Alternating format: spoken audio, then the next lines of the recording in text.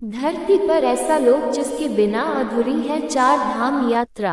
कलयुग के प्रभाव से बचने के लिए 88,000 ऋषि मुनियों ने एक स्थान पर रहकर तप किया था। ये स्थान उन्हें स्वयं ब्रह्मा जी ने उपलब्ध कराया था। मान्यता है कि इस स्थान पर सभी तीर्थों का वास रहता है, इसलिए इस स्थान की यात्रा के बिना आपके तीर्थ अधूरे रहते हैं। कलयुग का दूसरा चरण चल रहा है। हर जगह कलयुग का प्रभाव देखने को मिलता है, लेकिन धरती पर खासकर भारत में एक ऐसी जगह है जहां अभी तक कलयुग का प्रभाव नहीं पहुंचा है। ट्रैवलॉग में आज हम आपको ऐसी जगह लेकर चल रहे हैं जिसका इतिहास बहुत ही प्राचीन है। यह एक ऐसा तीर्थ स्थान है जहां के दर्शन के बिना आपकी चार धाम की यात्रा भी अधूरी मानी जाती है। इसे इस पावन भूमि का महान तीर्थ बताया गया है। इसे तीर्थों में तीर्थ कहा गया है। इसका वर्णन वेद पुराण से लेकर हर हिंदू धर्म ग्रंथ में मिलता है।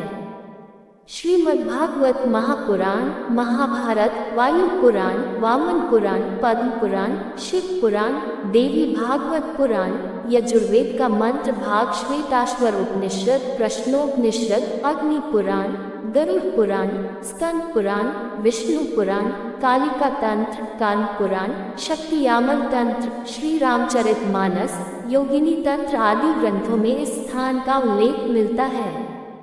ये वही स्थान है जहां महापुराणों की रचना हुई। महाभारत काल में युधिष्ठिर और अर्जुन भी यहाँ आए थे। इतना ही नहीं, प्राचीन काल में 88,000 ऋषि मुनियों ने इसी स्थान पर कठोर तपस्या की थी, इसलिए इसे तपोभूमि भी कहा जाता है।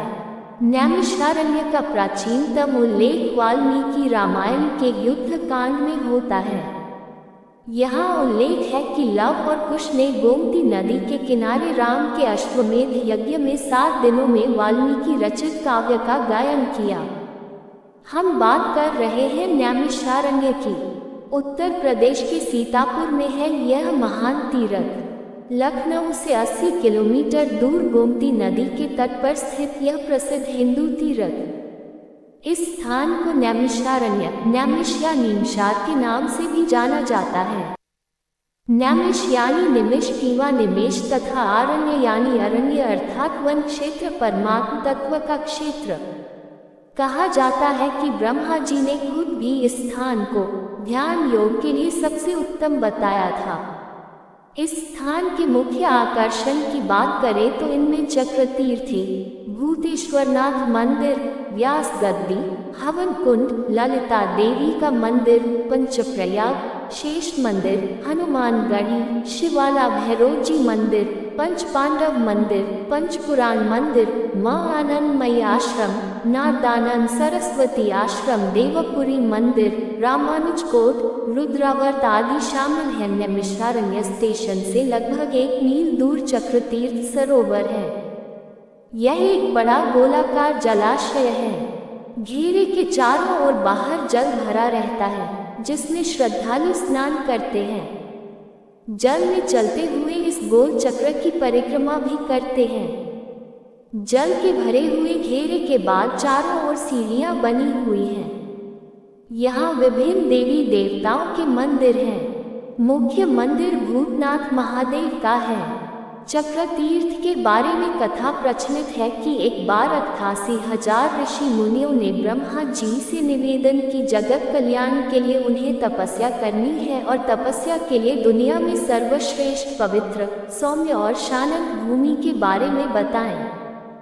ये घटना महाभारत के युद्ध के बाद की है। ऋषि मुनि कलयुग के प्रारंभ को लेकर भी चिंतित थे। ब्रह्मा जी ने अपने मन से एक चक्र उत्पन्न करके ऋषियों कहा कि इस चक्र के पीछे चलते हुए जाएं। जिस भूमि पर इस चक्र का मध्य भाग यानी नेमी खुद गिर जाए तो समझ लेना कि पृथ्वी का मध्य भाग वही है। ब्रह्मा जी ने ये भी कहा कि वह स्थान कलयुग के प्रभाव से मुक्त रहेगा। कहा जाता है कि इसी स्थान पर चक्र का नेमी गिरा था, जिस वजह से इसका नाम नैमिषारण्य पड़ा और यह जगह चक्रतीर्थ कहलाई। ये भी कहा जाता है कि नैमिषारण्य वो स्थान है जहाँ पर ऋषि दधीची ने लोक कल्याण के लिए अपने दुश्मन देवराज इंद्र को अपनी अस्थियां दान की थी। ऐसी मान्यता है कि इस परम पवित्र भूमि के दर्शन बिना सभी तीर्थ अधूरे रहते हैं। नैमिषारण्य की परिक्रमा भी की जाती है। ये 84 कोस की परिक्रमा है। परिक्रमा हर साल फाल्गुन मास की अमावस्या के बाद की प्रतिपदा तिथि से शुरू होकर पूर्णिमा तक चलती है। यहाँ पंचप्रयाग नाम से एक पक्का सरोवर है। सरोवर के किनारे अक्षयवट नामक वृक्ष है। नैमिषारण्य में व्यास शुकदेव का मंदिर है। मंदिर के बाहर व्यास जी की गद्दी है।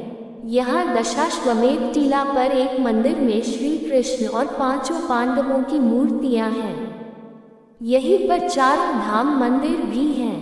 महर्षि गोपाल दास जी के द्वारा स्थापित जगन्नाथ धाम, बद्रीनाथ धाम, द्वारिकाधीश धाम और रामेश्वरम धाम के मंदिर हैं।